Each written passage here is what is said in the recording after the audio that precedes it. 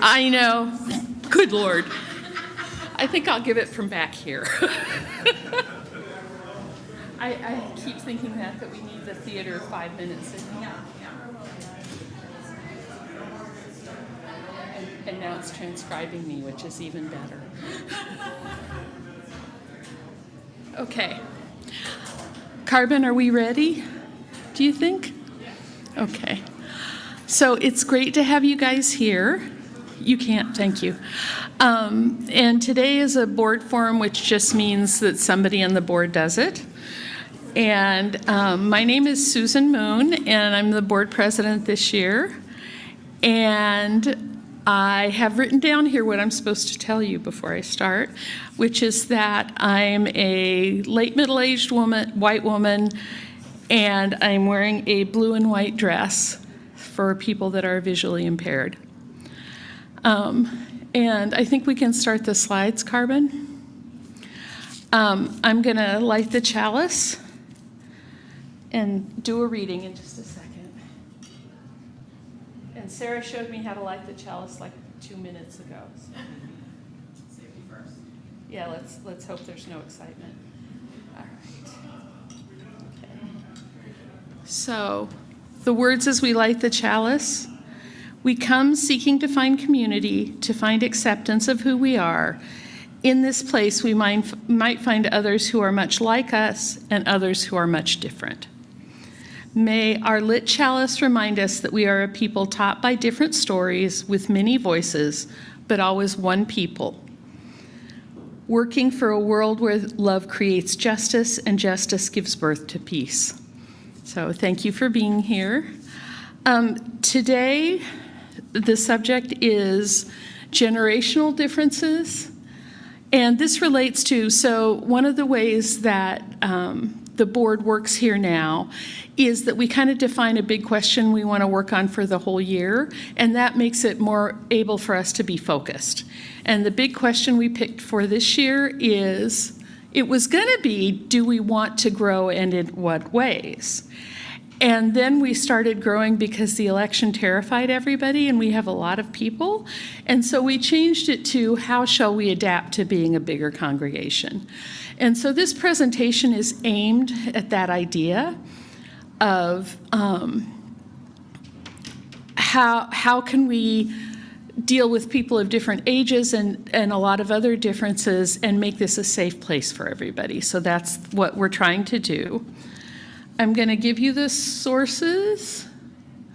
And all of this is on, I'm sure most of you know this, but all of these forums are always on the internet. And I just went back and watched one that Sarah did from 2023. So that's why the sources are there, so that you can see what I took from.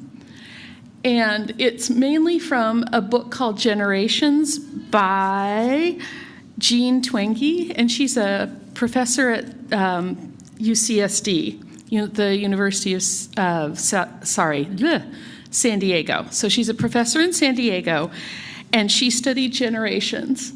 And I also used an article that was written by a pastor in Canada about the impact of this on churches, and so that's the second notice. And then I would very, very, very much recommend that you go watch Reverend Sarah's presentation, All Volunteer Training on Multi-Generational Community. She did a really good job, and she has some very specific slides on what different ages serving together can mean about how you plan your meetings and how you do the volunteer work that you want to do. And then, just because we're doing a generational forum, I'm going to tell you that I also used Copilot, which is Microsoft's AI, and had it make the first draft of slides. I then changed almost all of them. But that is a generational thing as well, being comfortable with artificial intelligence. And Sarah had some really interesting questions. And also, I ended up creating this warning slide after I listened to this question Sarah got. And I want to tell you, of course, any population analysis is going to be the average of everybody. So I am going to give you these warnings and then make generalizations about people that are 30 to 45 that may not be true for you, even if you are 30 to 45.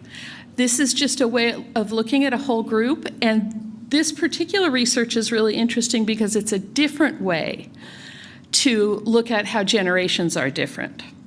So just know, anytime I say, baby boomers are this, that doesn't mean anything for individual people, and that all of us have our different experiences. So, and I liked this quote, which I saw while I was working on this, and it's from Nelson Mandela, and it says, "Peace is not the absence of conflict. Peace is an environment where all can flourish." So I'm not at all intending to be judgmental in the way that I describe different generations.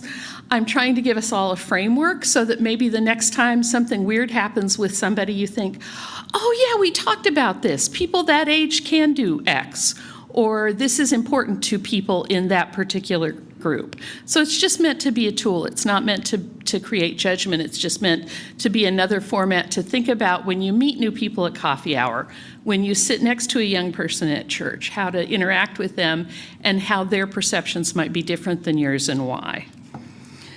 So I'm hoping that this makes things more inclusive for us. The first thing I'm going to do, and I apologize for this, I'm going to show you a 5-minute video by the person who wrote the Generations book, and that is because the choice was 20 slides to explain it or let her explain it in 5 minutes.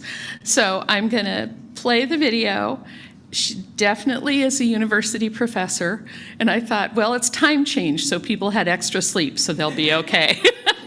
So we're going to watch this video first, and then I'm going to talk through the main points of it. So, Carbon, are you ready?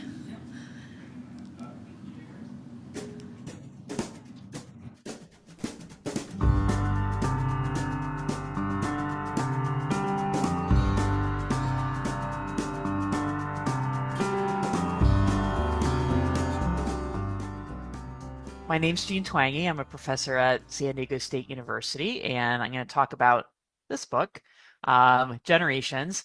The subtitle is The Real Differences Between Gen Z, Millennials, Gen X, Boomers, and Silents, and What They Mean for America's Future. So I'll start with this. Why do we have generations in the first place? Why are generations different from each other?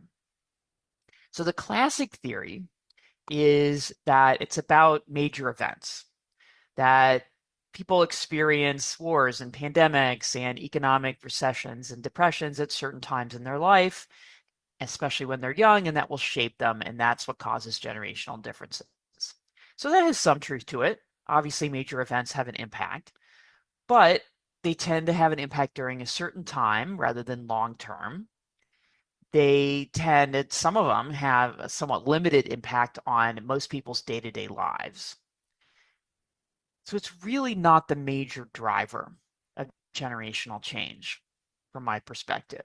Instead, when you think about why is it so different to live now compared to 200 years ago, or 100 years ago, or 50 years ago, or even 20 years ago, the answer to that is not major events. The answer to that is technology. So not just smartphones and social media and computers, but all technology. So faster transportation, better medical care, labor-saving devices like washing machines.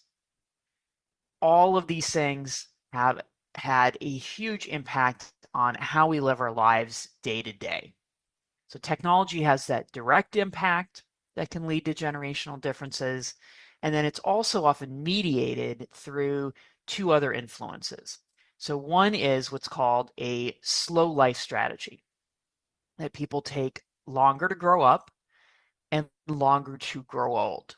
And once you learn about the slow life strategy versus the fast life strategy, it really explains a lot about generational differences, about why your life is different from your parents' and your grandparents' life. It happens in more technologically advanced societies because people live longer from better medical care and nutrition. And when you live longer, you have more time. So it starts very young that kids are not as independent as they used to be. that teenagers are less likely to have a driver's license or a paid job in high school compared to previous generations, that young adults marry later and have children later and settle into careers later, that middle-aged people look and feel younger than their parents or grandparents did at the same age. There's actually studies on this with biomarkers showing that's not just a perception, it's true. And then older people live longer, enjoy healthier lives. So at every stage of the life cycle, the developmental trajectory has slowed down. And it helps a lot of people with a perspective on other generations, because then it's not that, say, millennials got married late because of the Great Recession or because, they just don't get around to it. These are trends that have been going on for decades, and they're rooted in people living longer. So the other piece that happens is technologically complex societies have more cultural individualism. So more focus on the self and less on others and social rules. So what you get from that is generally more self-confidence, more optimism. You also get less prejudice based on background, because we treat people as individuals instead of members of groups. Then opportunity and freedom is much more based on the individual rather than their group identity. So that also explains a tremendous amount of cultural change and generational differences when you think about the changes, say, from when baby boomers were young in the 1950s to now. Many of the changes that we have seen come back to that growth of cultural individualism. So you take those three big influences, and throughout the book, I look at all of the living American generations, all 6 of them, and see how those 3 influences have impacted them. And I do that through looking at survey data for the most part. So on 43 million people have filled out one or another of these big, usually nationally representative surveys, most of which go back decades, which is really powerful because it means we can see each generation at a certain age compared to other generations. So the book has a lot of graphs, a lot of data analysis, trying to figure out, we've got these 6 generations, how do they actually differ from each other by what they say themselves? Not what older people are saying to complain about the younger generation or any of those old stereotypes, but boiling it down, how do they actually differ? So that was really my goal in the book, was to help us understand each other better. That across the generations, there's a lot of not just stereotyping, but misunderstandings. And good news is we live in the era of big data. So we don't have to guess anymore. We can really understand how the generations differ and try to understand each other's perspective a little bit better.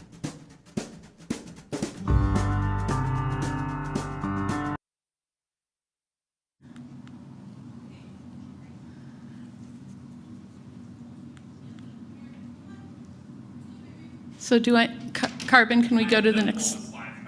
Okay, thank you so much. Introducing Grammarly, like you've never seen before. Your all-in-one writing essential. I feel like we are living examples of generational differences right now.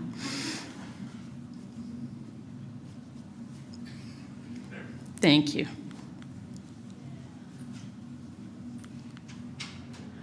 Okay, I can't get it to go forward.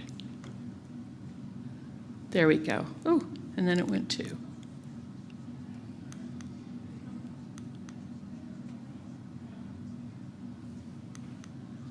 There. So this is a graphic representation of what she talked about. And just to reinforce it, and the example I'm going to use is the washing machine because it was the one that hit home for me, which, again, no doubt is related to my age. So for a long time, people thought over there on the right-hand side, major events were what made the generations different. All of us, or those of us that are a certain age, grew up with the greatest generation, and that was related to wars. So people thought, oh, if you have a war, that's going to separate how you are. If you were part of the 60s protests, that's going to inform how you are and what kind of person you become. And that may be true, but major events tend to have an impact right then and then fade a little bit. I remember taking my daughter when she was maybe in 4th grade to a protest for the Iraq War, and I'm sure she doesn't remember it. So while that may have been a major event for people that were adults, kids don't internalize things the same. The way that I understand this is an example she gives in the book, which is about washing machines. So hundreds of years ago, to wash clothes, you boiled it over the fire and stirred them and hung them up to dry, or you went down to the river and you did that all day.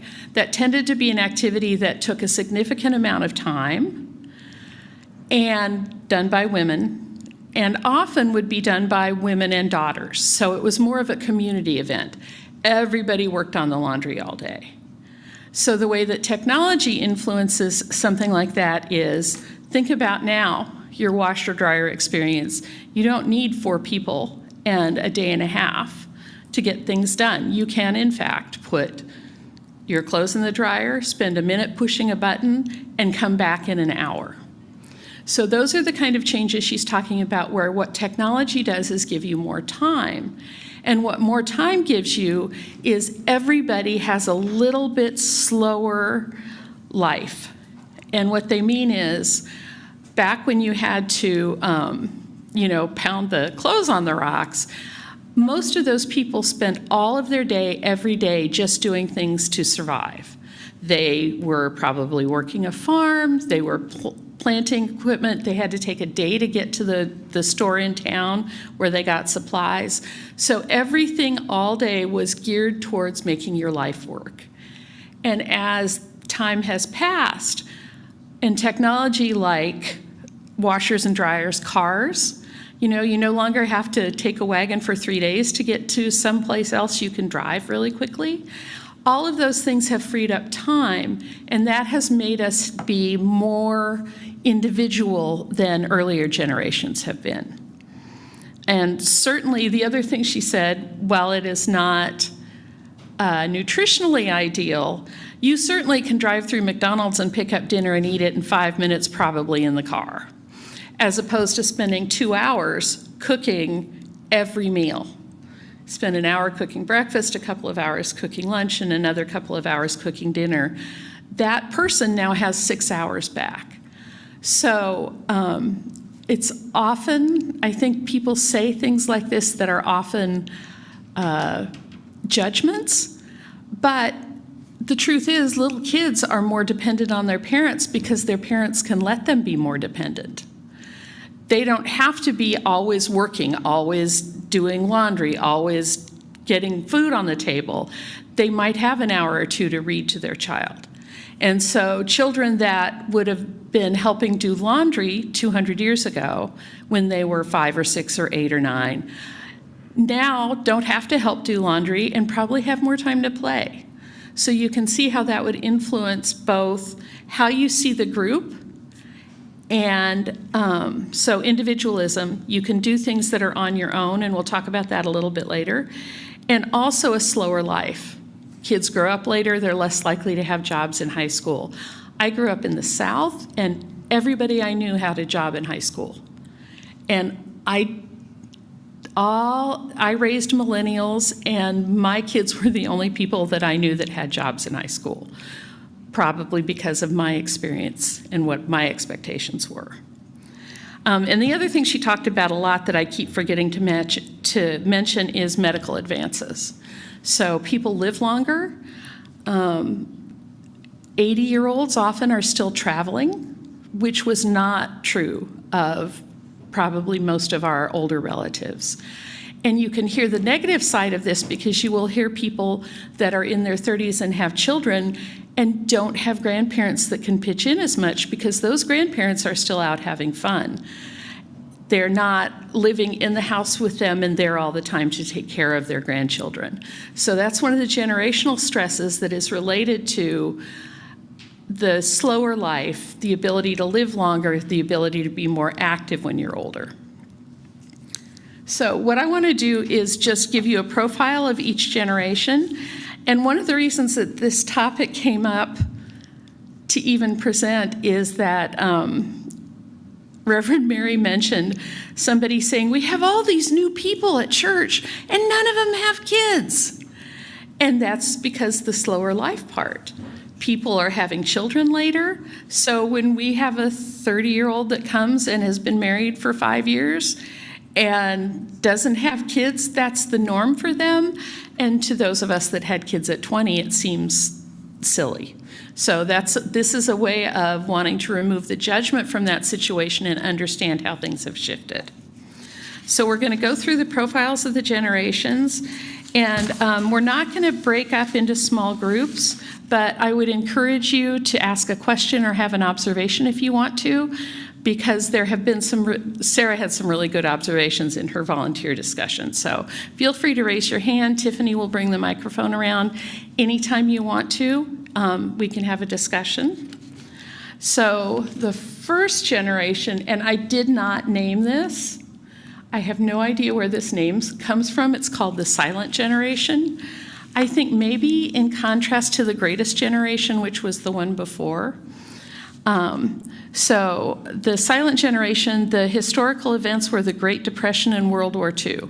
So you can see how the whole community was involved in that, both of those experiences. And I thought this was so interesting.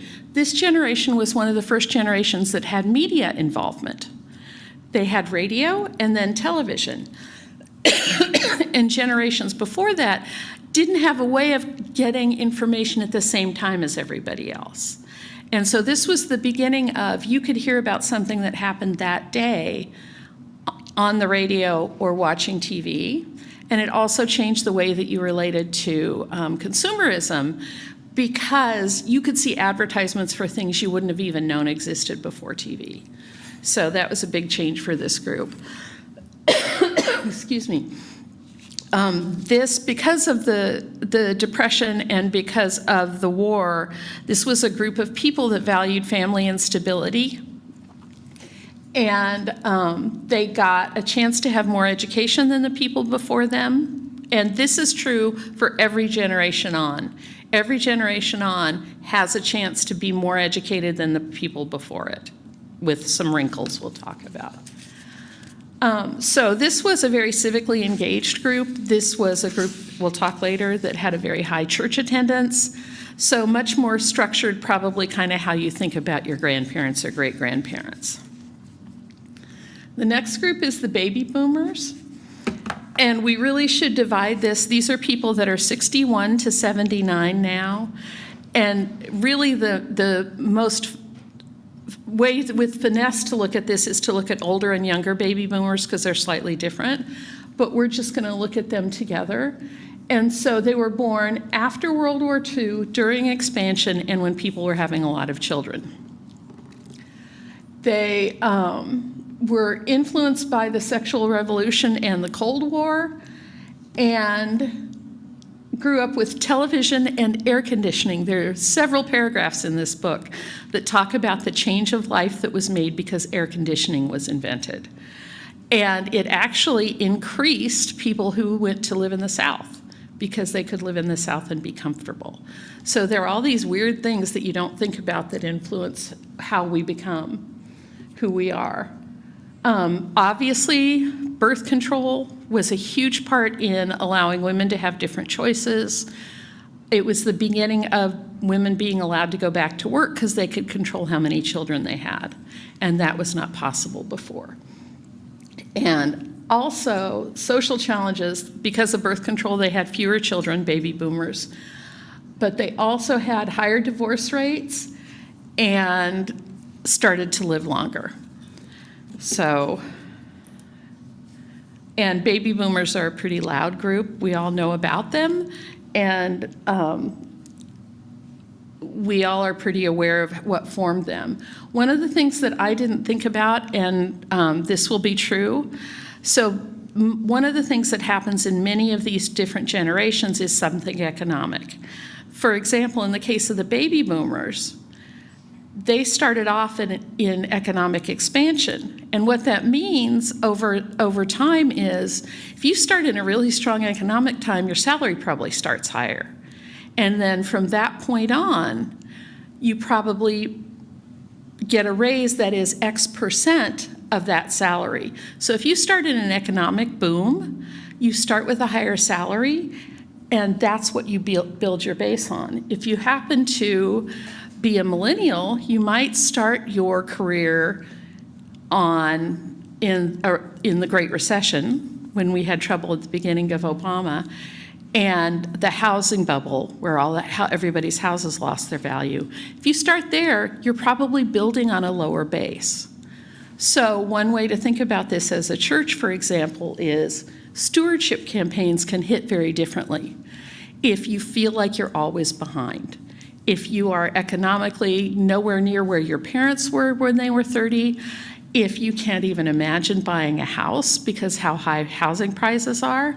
So you can see that those kind of small events can really have an impact on entire organizations, and you have to recognize that, and you have to talk to people from all the different groups, from the people that had pensions and are doing great in retirement, and people that have no retirement and are panicking. And we have to be aware of all those things and understand that it's not a lack in that person. It can be just when you happen to get your first job, and then for the rest of the time, your first salary is based on that lower salary. The next one is Generation X, and these are between boomers and millennials, who are two pretty big groups. They had, a lot of them had childhood shaped by divorce, and they ended up valuing independence because being raised by a single parent almost by definition means that you have to be a little bit more independent than if you're in a two-parent household.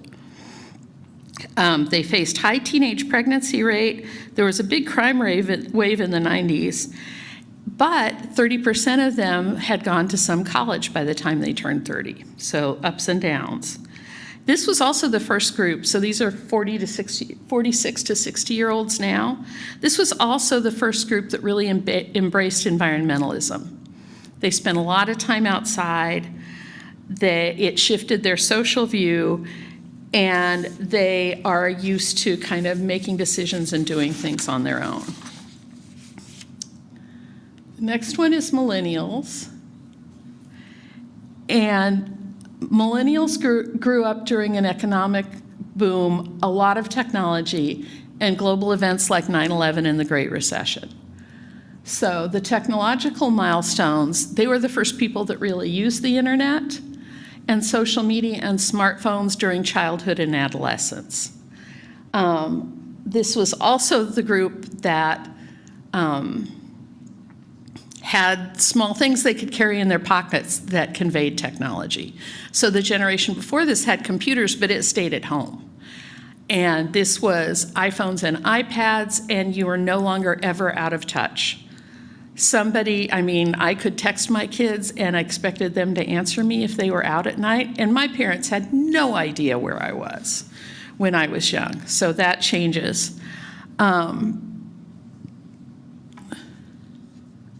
So these people tend to have slightly more self-esteem, be less religious, more individualistic, and be used to changing family dynamics. Divorce was more common. People were used to that, and that informed who they were. And the individualism in this age, part of is the kind of technology you have. If I am sitting next to my wife on the couch, I may be looking at an Instagram post that she'll never see and has no idea about. And that makes me have different thoughts and think different things than she would think. And the other part of that is that in your formative years, you can see things that influence you, and they may not be right because there's a lot of stuff on the internet. And I personally think that we're going to be dealing with that for a lot of years because I think it impacts things like elections. You know, how do you make sure that your child who is young is critically evaluating the information they're getting, and it can be very difficult. My children, so this is 31 to 45, my children were millennials.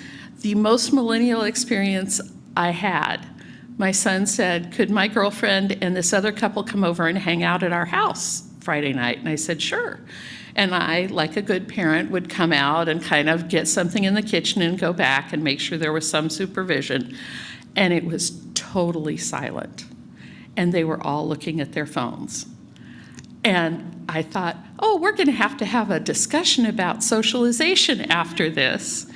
And totally quiet. And then the other couple went home, and my son came in to talk to me, and it turned out that the other couple had broken up in the car on the way to our house.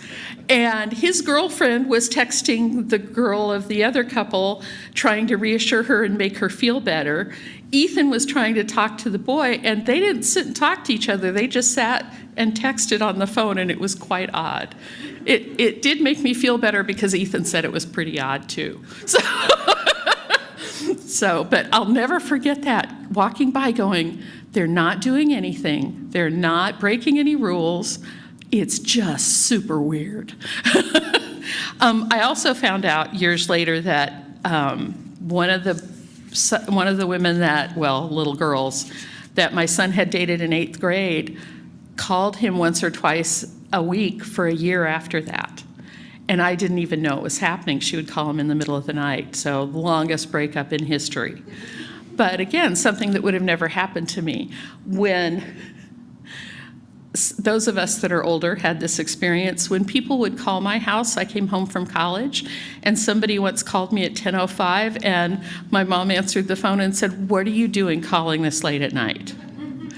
Kids now can talk on the phone whenever they want to, and they can have experiences their parents don't even know, which we could have too, but it was a lot more work. And then Generation Z, and these are people that are 13 to 30. So they grew up from the very beginning of their lives, completely immersed in the internet and smartphones and social media. COVID-19, I think, is kind of the exception for an event that will have long-lasting implications. Some other events like the Great Recession and maybe even the end of World War II, which had a lot of implications, but I think they were obvious. COVID, I think, is going to have implications for years that we're not going to find out for a long time. And certainly children that were tiny during COVID had a different socialization than when I was tiny and could go talk to anybody. I mean, imagine having your first experience in public be wearing a mask and seeing all the other people in masks, and how that's going to influence how you grow up. I think personally, because of internet and social media, this generation also has much more depression, feels more socially isolated, and often can have higher suicide rates. And that's because interaction is really different when you do it on your best friend might be somebody who doesn't even live in the country you live in.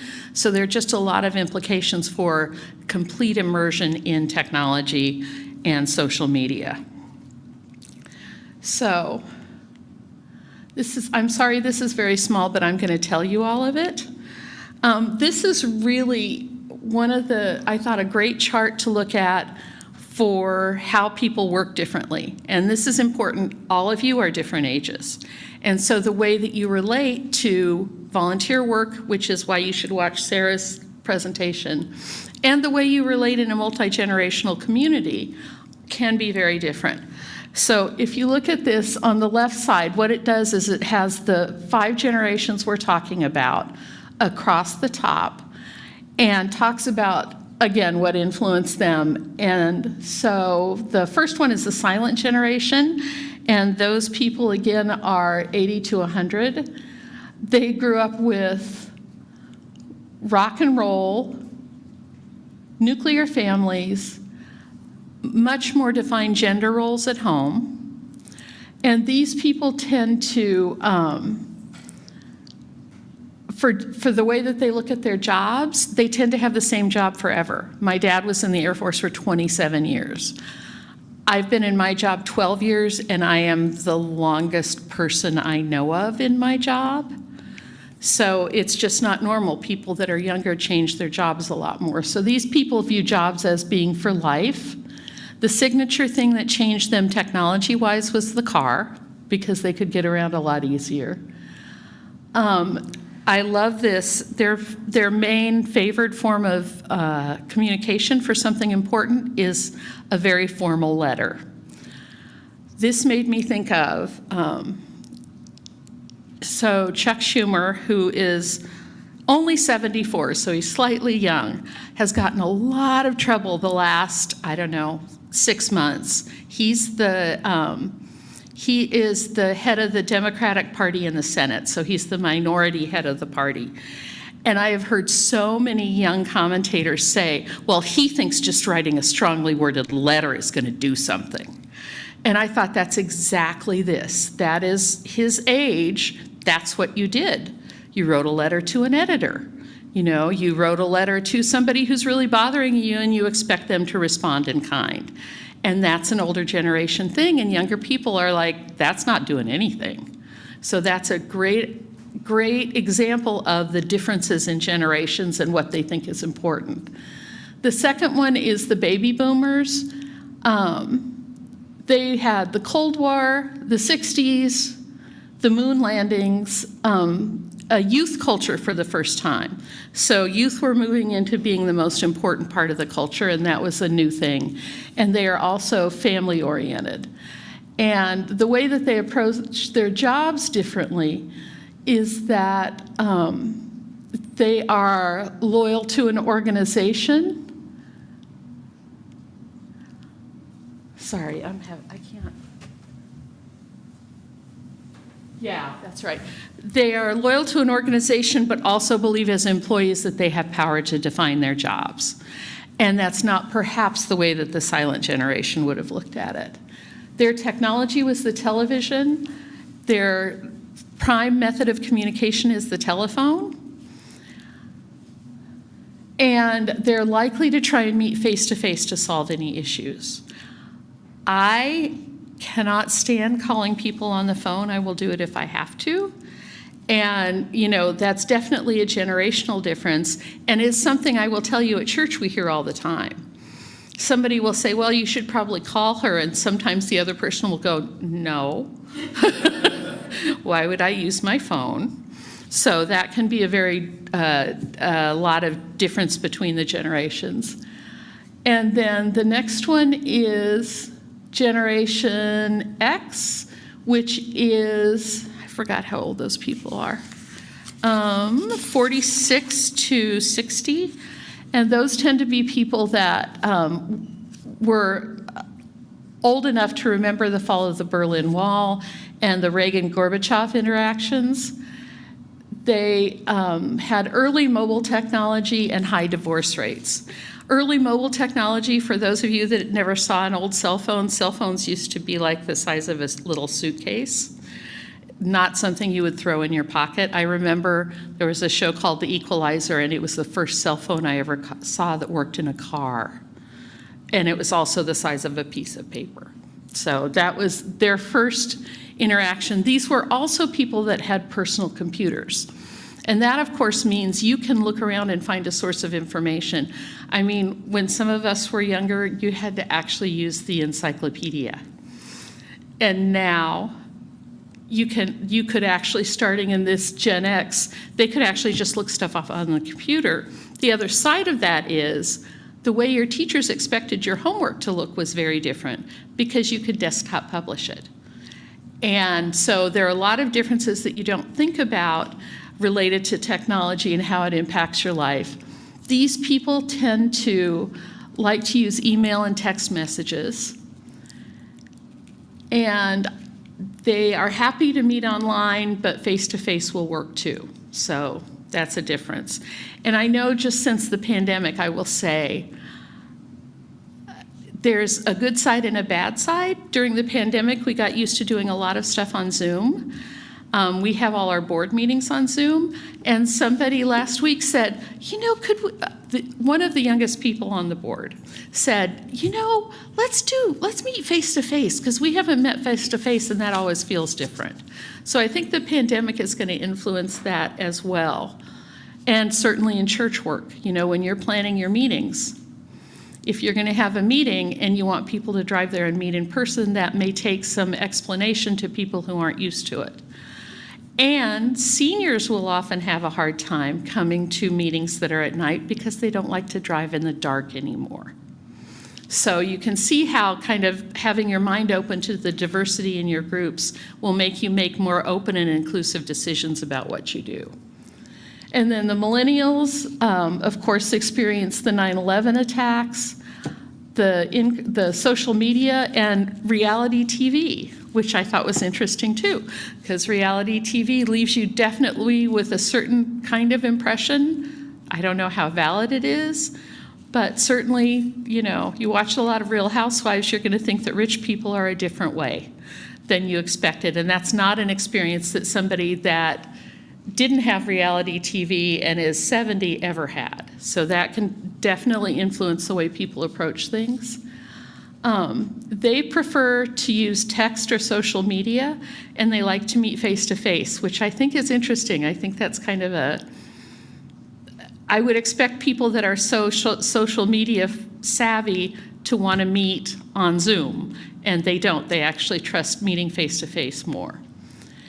And then finally, Generation Z, and those are people that are 13 to 30. So they're still developing and learning, so who knows how this is going to end up.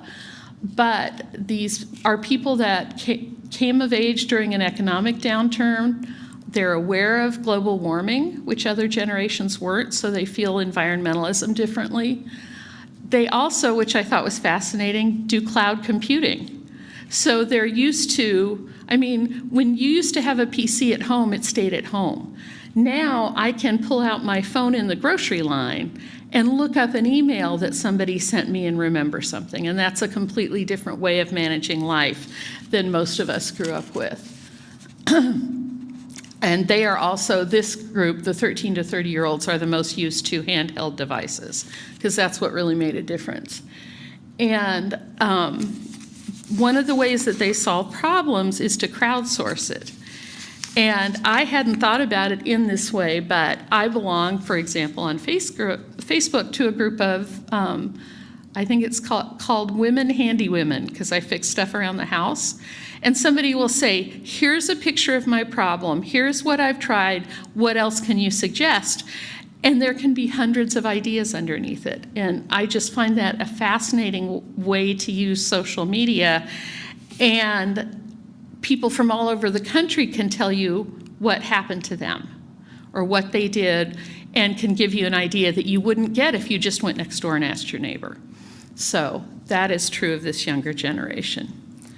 And we're going to do a little bit of talking about how these differences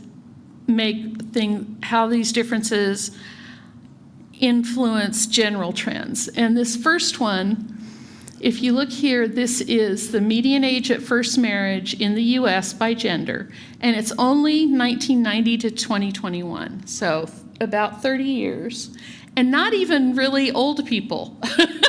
I mean, 1990. So if you were 24 in 1990 and a female, you were probably married. That was the median marriage age.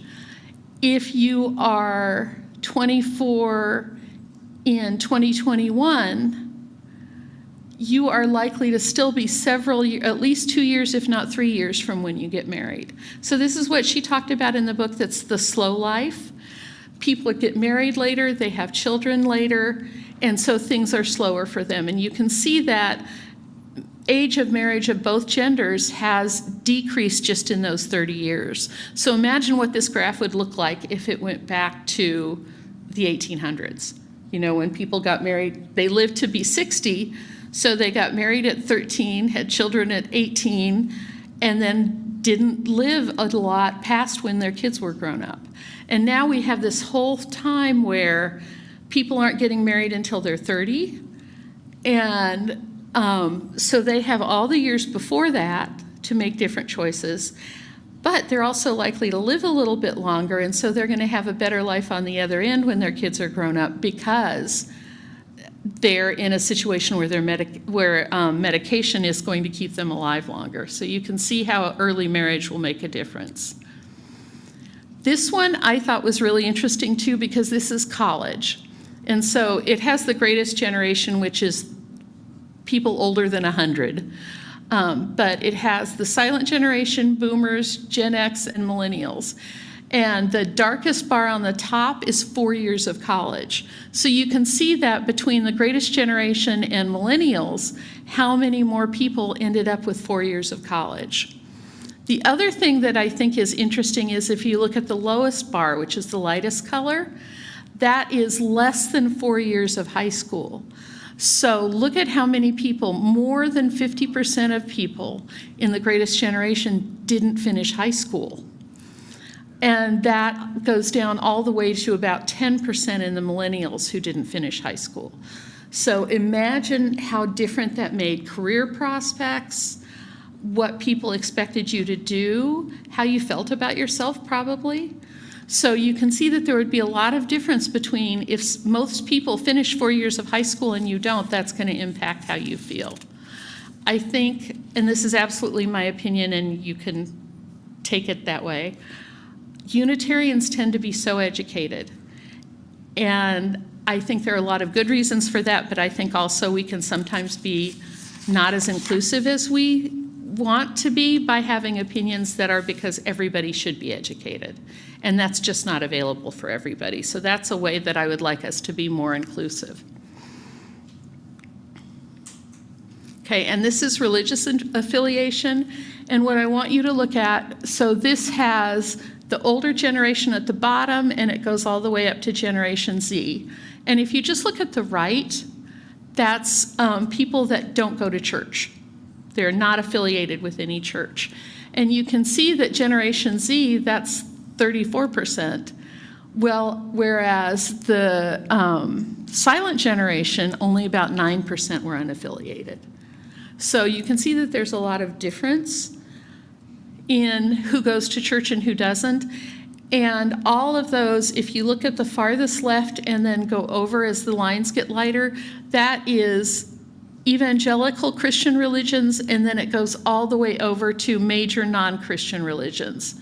So you can see that there's some change in the number of people that go to more evangelical churches when they're older, and that's very small when they're younger people now. So that impacts how we do. I know we have a lot of new member classes now, and I just today, for example, talked to somebody who said, I'd never been here before, can you tell me what's going to happen? And that's because many of these people never have been to church before. Whereas if you were the silent generation or an older generation, you probably went to church when you were a little kid, a little bit with somebody. So you had some idea. So some of the new people that we're getting don't know what church is like, don't know what to expect, don't know what they're going to be asked to do. The person that talked to me said, are we going to all have to sit and talk out loud, or are we just going to listen? And I said, this time we're just going to listen, but most of the forums we have, we do break up into small groups and talk. So that can be something that can have a big influence on people. And this last one, which is prettier colors, is the share of household wealth by generation. And this is something that I think we've been trying to talk about and think about with our stewardship all along. This is very different. Those of you that are younger are going to be like, yeah, no kidding. So you can see the big pink swath in the middle is baby boomers, who have the largest share of wealth by generation. The silent generation started off with the largest, and it's going downhill now because they're retiring. And then if you look at the little teeny tiny pink thing in the bottom, that's the millennial share of wealth. And something that I think it's easy for us to forget about, and I am saying this a little bit personally, is the people that are older than me had pensions. I was the first generation where they decided we should start saving all on our own if you weren't in a union job, and that is not working out well for us. So our retirement is going to look really different than the retirement of people that were old enough to be in union jobs, to have pensions, and to effectively have somebody else save for them. And I know there are a lot of issues around that, but I think when we're asking for money, we have to remember that different generations have different experiences. The other thing, if you'll think about, is, and I know this happened to me partially because I was in Texas for a long time, and my parents bought their first house for $14,000. But people that are younger, that are in the millennial, in the Gen Z age, feel as if they'll never be able to buy a house. Housing prices have gone through the roof. Housing prices in Olympia have gone up since we moved here quite a bit. And so to have someone that gets to own a house and gets to retire tell you that you should be giving more money can feel uncomfortable. So that is something we have to think about. We have to understand that generations are very different, and that the experiences that we all have economically are very different. I mean, buying a house now, there's no way I could have bought a house at this relative cost when I was 30. And so that makes a big difference, and I think it makes a big difference in how different generations hear the request for money and what it's for and how to use it. So please remember that when you're talking to young people, especially if you're working on stewardship and you're talking to them, that their experience is different. So financially, that's a big deal, and it's something that we're actively aware of and trying to think about and plan for the future, because at the other end, we are losing more and more elder people in the congregation, and they are very generous because they had a different life growing up. And for all the things we've talked about, they're used to church, they had pensions, there are a lot of things that are different in their lives. And as those people are no longer around, we're going to be asking a different group of people to contribute to keep the church going. The other thing, and these are all pictures of a bunch of different things at OUUC, because the world is so stratified right now, church may be one of the only places that's intergenerational. For example, when your kids go to school, you tend to know, they know kids their age, you know their parents who are probably pretty close to your age, right? Families don't tend to live near each other, so there's not as much interaction with grandparents and aunts and uncles. And so people tend to live now in very siloed pods of people that are their age. So church is one of the few places that is intergenerational, which is good and bad. I mean, that leads to, for example, that can lead to having a committee that has all its meetings during the day because they're all retired. And then somebody asks you to serve on your committee and you'd love to do it, but you still have a job. So there are things that we all have to be aware of as we plan and try to get people to feel included in the church. I heard a couple weeks ago before a forum was when they were supposed to have the young adult lunch. And they were a couple of them were talking, they're like, oh, Carbon never gets to go because there's always a forum. And I thought, oh, I don't know that I ever thought about that. We should fix that somehow. You know, so there are things that happen that you don't think about that may not impact you, but might impact somebody else. I know parents are often worried that their children are going to make noise and we're not going to be happy with it. And seeing Reverend Mary and even the minister today, or the worship leader today, who said, oh, look, she's helping too, makes it feel inclusive and makes them feel more wanted. And that might be something, I mean, if we were all the same age and we were all my age, we wouldn't have children. So you have to think about when you want growth, maybe you do want more children, but that also means that we have to accommodate more children and teach children and do things that are related to. You can't just get new people and then wave at them from across the room. You have to incorporate them and be inclusive. So, let's see, I think I have. Okay, and then I just want to remind you that This is our vision of OUUC, and it's based on reconnection, community care, and identity. And all of these things have to do with how we perceive each other and how we interact with each other. So maybe the next time you meet somebody who's 30 who's come for church the first time, don't ask them if they're married or have children. You know, I mean, there are some subtleties in this, but try to just use this as a framework to think about how their lives might be different from yours. The other thing I have noticed, which I am guilty of also, but probably we should be careful of, is mobbing people that are young and saying, oh my God, I'm so glad you're here. We're all so old. And I'm betting that Keto has experienced that. So remember that might not feel necessarily welcoming when you're talking to new people. So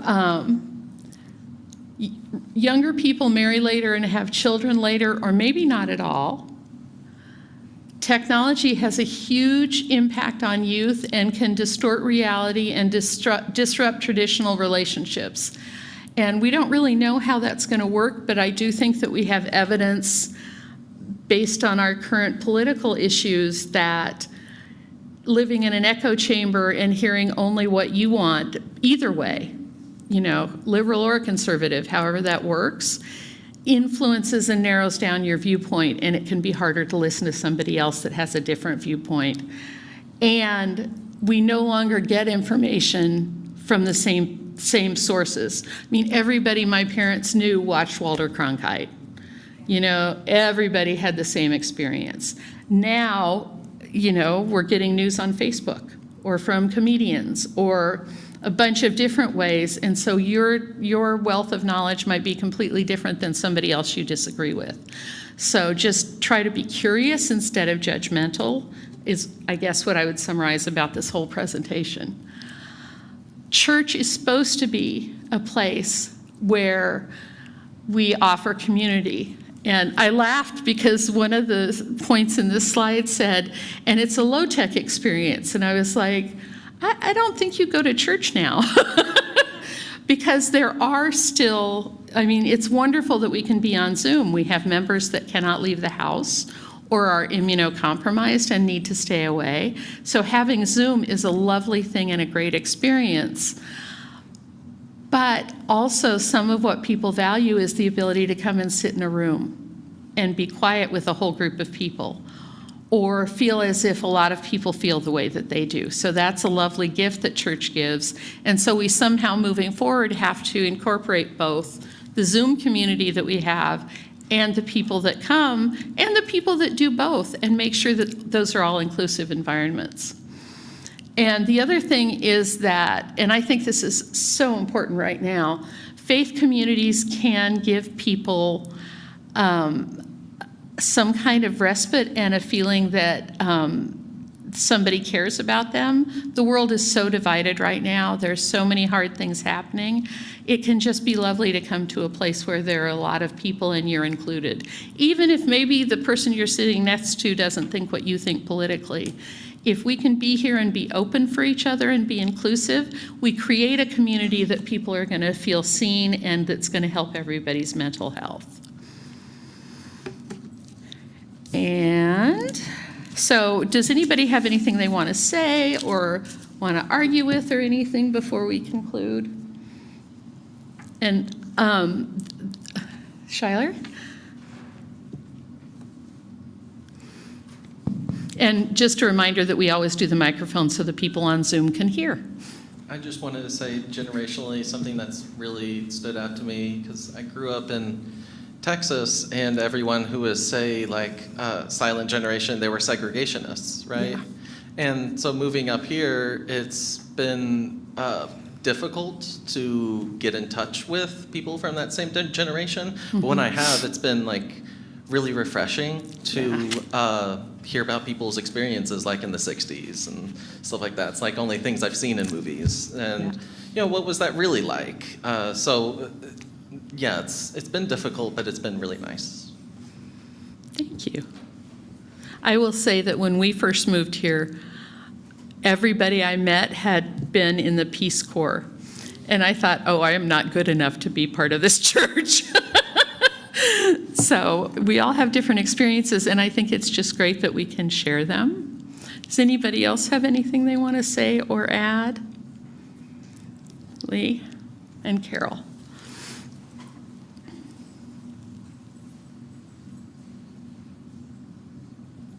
Thanks for the opportunity.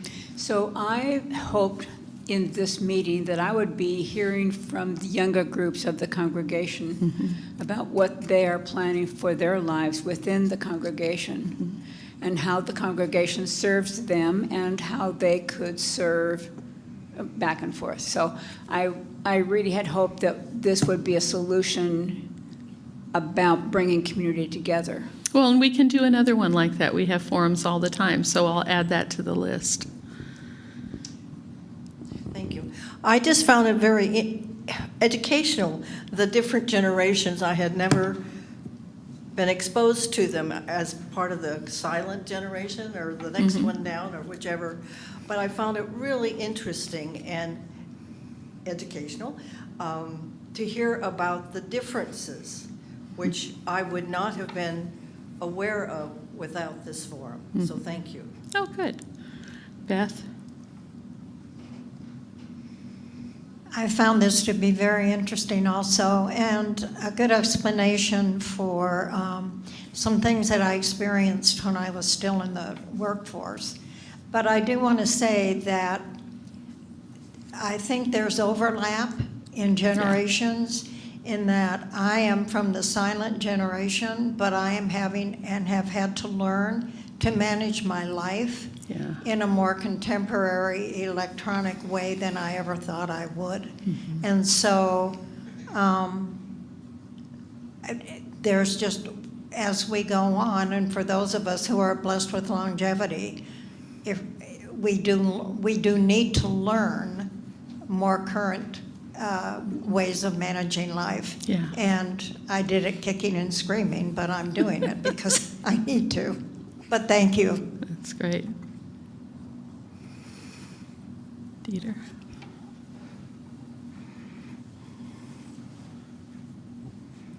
First, thank you. This is a wonderful reframing of this, because I've seen it several different ways. One of the things that really struck me, I've got kids in their 20s and my parents in their 80s, so I'm technically X or something, I don't know, I'm 57. But one of the subtleties around the financial differences, it's like my parents' generation seems to think if you have 3 TVs, you're rich, because TVs were ridiculously expensive. That's a great point. But they're cheap. You go to Costco and buy a massive TV for very little, but you can't buy a house. You know, my ex and I split up, and I've got we sold our house and she moved on, and I've got a nice little down payment, but a starter home in Olympia is over $400,000. $400,000 for a 2-bedroom, 1-bath, 800 square foot home. Yeah, it's unbelievable. It's ridiculous. And so it's not, so we have this disconnect because before, well, I could have bought that home. Well, there's also, you don't get a used car now that has less than 200,000 miles on it. My parents could buy a used car that had 80,000 miles or 20,000 or whatever and get a good price. So I think it's more subtle than just the houses cost more. But so you don't realize when you walk in, the appearances of wealth are different. Yeah. And so I think that's part of why we sometimes miss each other in those conversations. So just a way to kind of helped frame it for me. So. Do I speak for the trees? Perhaps. I'm keto, for those online. One thing that stood out generationally for me recently is with the discussion on Prop 1 for the City of Olympia. The other space I occupy a lot of time in is my union, and I work for the state, and the people who show up are mostly 20 to 50. And we publicly and financially have supported the Prop 1 getting on the ballot and having people understand why these people in this age are interested in something like Prop 1. And so I had a great discussion with Reverend Mary about it, that Interfaith Works does a lot of wonderful good in this community, and they're going to have to lay people off, most likely because of Prop 1 if it passes. Yep. They have 75 employees. They're going to be, they're in that higher tier of businesses that would be affected who work in the city of Olympia. And my union we are people who cannot buy homes, and we are people who cannot afford to live in the city of Olympia, but we work here. And we want, a $20 minimum wage is not a living wage, and that's not even the goal with Prop 1 at this moment. And having a schedule you can depend on so you can have a life outside of work, and that you have safety and wellness at work, even without a union, are things that in other spaces than this one, it made 100% sense to me.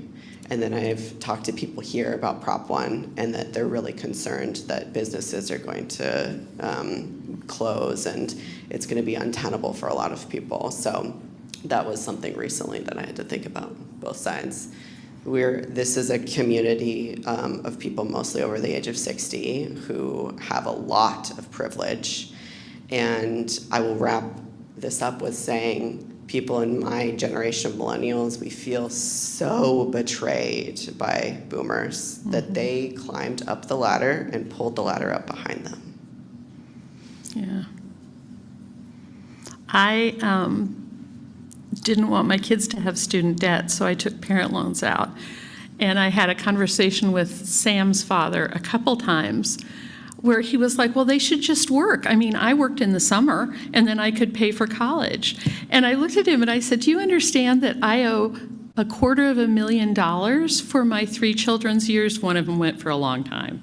But, and it just didn't, his viewpoint was those people are lazy because they're not just working. And I was like, you would have to have a full-time job year-round and go to school in order to pay for school. And so that disassociation with the judgment used to make me crazy, and the reason my children own houses is because I have their college debt. Their friends that have college debt are probably not going to be able to buy a house. And then the one other thing I wanted to say was years and years and years ago, we lived in San Jose, so it was probably 30 years ago. And I remember listening to somebody on NPR who was bitching about, well, if people would just not buy fancy coffee machines, they could buy a house. And this guy called in and he says, I have an espresso machine. I live in San Francisco. I am never going to own a house. And that has always stayed with me about perceptions can be so different. It's like, well, if you didn't go to Starbucks every day, I'm like, no, you cannot pay a $2,000 a month mortgage or a $3,000 a month mortgage by cutting out coffee. So I think there's such a disconnect in financial, and it's something that as an organization we have to face because we have a building. I loved his story today, where he was like, we got to get rid of this building. And maybe that's a choice we'll make someday, who knows? But being aware that different people come from different ways and being curious about it instead of judgmental is going to make all of us feel better. Beth?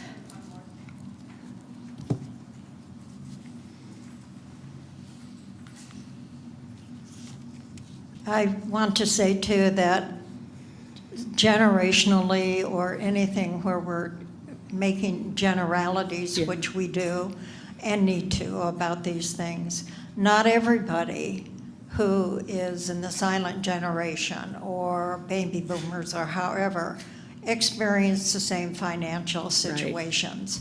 Right. And so in our curiosity and in our inclusiveness, I think we should be curious about the particular person we're speaking to. Yeah.